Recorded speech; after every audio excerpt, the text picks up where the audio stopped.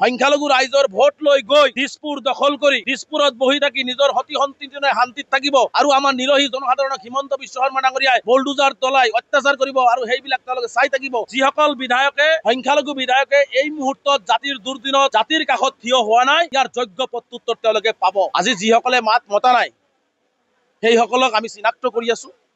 ২৬ৰ নিৰ্বাচন আহি আছে, কোনে মাত মাতিলে কোনে মাত মতা নাই, কোনে আমাৰ এই বিপদৰ সময়ত আমাৰ কাষত থিয় হলে, কোনে আমাৰ বিপদৰ সময়ত পুলিচ মানুহক মাৰিলে, সেইসকল মৃতদেহৰ কাষত কোনে থিয় হলে, উচ্ছেদিত পৰিয়ালৰ কাষত কোনে থিয় হলে, বা আমাৰ কথাখিনি সৰ্বভাৰতীয় পৰ্যায়ত কোনে লৈ যাব বা লৈ যোৱা নাই, বা সংবাদ মাধ্যমতো নিজৰ এটা প্ৰতিক্ৰিয়া প্ৰকাশ যিসকলে কৰা নাই তেওঁলোকক আমি নিশ্চিতভাৱে চিনাক্ত কৰি আছো। আৰু সংখ্যালঘু ৰাইজক আমি আহ্বান জনাম যে ২৬ৰ নিৰ্বাচনত দল নহয়, আমি ব্যক্তি হিচাপে মানুহক যাতে আমি নিৰ্বাচিত কৰিব পাৰোঁ। কাৰণ যিসকল ব্যক্তি আমাক প্ৰতাৰণা কৰিলে, সি যি দলৰে নহওক, সি কংগ্ৰেছ এউটিয়া যি দলৰে নহওক, সংখ্যালঘু ৰাইজৰ ভোট লৈ গৈ দিছপুৰ দখল কৰি দিছপুৰত বহি থাকি নিজৰ সতি সন্তানে শান্তিত থাকিব আৰু আমাৰ নিৰহী জনসাধাৰণক হিমন্ত বিশ্ব শৰ্মা ডাঙৰীয়াই বুলডোজাৰ তলাই অত্যাচাৰ কৰিব আৰু সেইবিলাক তেওঁলোকে চাই থাকিব আৰু আমাৰ মানুহখিনি নাখাই থাকিব, স্কুলৰ পৰা বঞ্চিত হৈ থাকিব, এইটো আমি কেতিয়াও সহ্য নকৰোঁ। আমি স্পষ্টকৈ কৈছোঁ, যিসকল বিধায়কে সংখ্যালঘু বিধায়কে এই মুহূৰ্তত জাতিৰ দুৰ্দিনত জাতিৰ কাষত থিয় হোৱা নাই, ইয়াৰ যোগ্য প্ৰত্যুত্তৰ তেওঁলোকে পাব। আৰু সংখ্যালঘু ৰাইজক আমি আহ্বান জনাইছোঁ যে ৰাজনৈতিকভাৱে পৰিপক্ক হ'ব লাগিব, গোলাম হিচাপে যাতে আমি জীয়াই নাথাকোঁ। যিসকলে আমাৰ কাৰণে কথা নকলে, যিসকলে আমাৰ বিপদৰ সময়ত থিয় নহলে, যিসকলে আমাক হিমন্ত বিশ্ব শৰ্মা কৰা অন্যায় অত্যাচাৰৰ প্ৰতিবাদ নকৰিলে, তেওঁলোকক ২৬ৰ নিৰ্বাচনত যাতে আমি কোৱাৰ আগতেই তেওঁলোকক ভোট খুজিব আহিলে যাতে সমষ্টিৰ পৰা দিছপুৰলৈকে খেদি পঠিয়াই দিয়ে, যাতে তাতে যাতে তেওঁলোকে থাকে, তাৰ ব্যৱস্থা কৰিব লাগিব। আৰু আমি উচ্ছেদ হৈছোঁ, আমাৰ মানুহ উচ্ছেদ হৈছে, আমাৰ মানুহ আজি মাটি থাকিবলৈ ঠাই পোৱা নাই।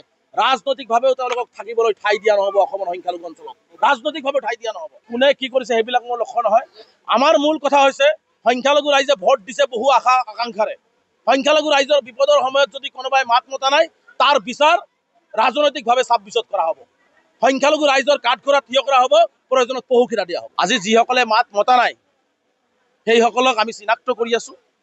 ২৬ৰ নিৰ্বাচন আহি আছে, কোনে মাত মাতিলে কোনে মাত মতা নাই, কোনে আমাৰ এই বিপদৰ সময়ত আমাৰ কাষত থিয় হলে, কোনে আমাৰ বিপদৰ সময়ত পুলিচ মানুহক মাৰিলে, সেইসকল মৃতদেহৰ কাষত কোনে থিয় হলে, উচ্ছেদিত পৰিয়ালৰ কাষত কোনে থিয় হলে, বা আমাৰ কথাখিনি সৰ্বভাৰতীয় পৰ্যায়ত কোনে লৈ যাব বা লৈ যোৱা নাই, বা সংবাদ মাধ্যমতো নিজৰ এটা প্ৰতিক্ৰিয়া প্ৰকাশ যিসকলে কৰা নাই তেওঁলোকক আমি নিশ্চিতভাৱে চিনাক্ত কৰি আছো। আৰু সংখ্যালঘু ৰাইজক আমি আহ্বান জনাম যে ২৬ৰ নিৰ্বাচনত দল নহয়, আমি ব্যক্তি হিচাপে মানুহক যাতে আমি নিৰ্বাচিত কৰিব পাৰোঁ।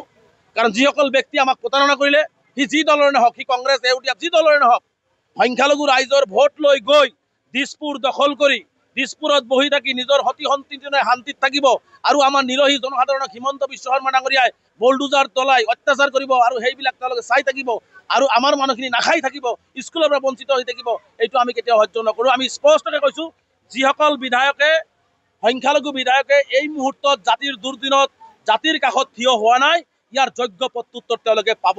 আৰু সংখ্যালঘু ৰাইজক আমি আহ্বান জনাইছোঁ যে ৰাজনৈতিকভাৱে পৰিপক্ক হ'ব লাগিব, গোলাম হিচাপে যাতে আমি জীয়াই নাথাকোঁ।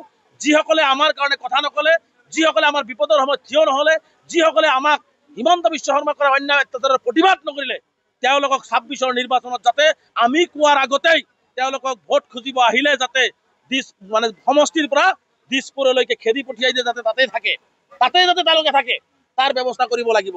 আৰু আমি উচ্ছেদ হৈছোঁ, আমাৰ মানুহ উচ্ছেদ হৈছে, আমাৰ মানুহ আজি মাটি থাকিবলৈ ঠাই পোৱা নাই।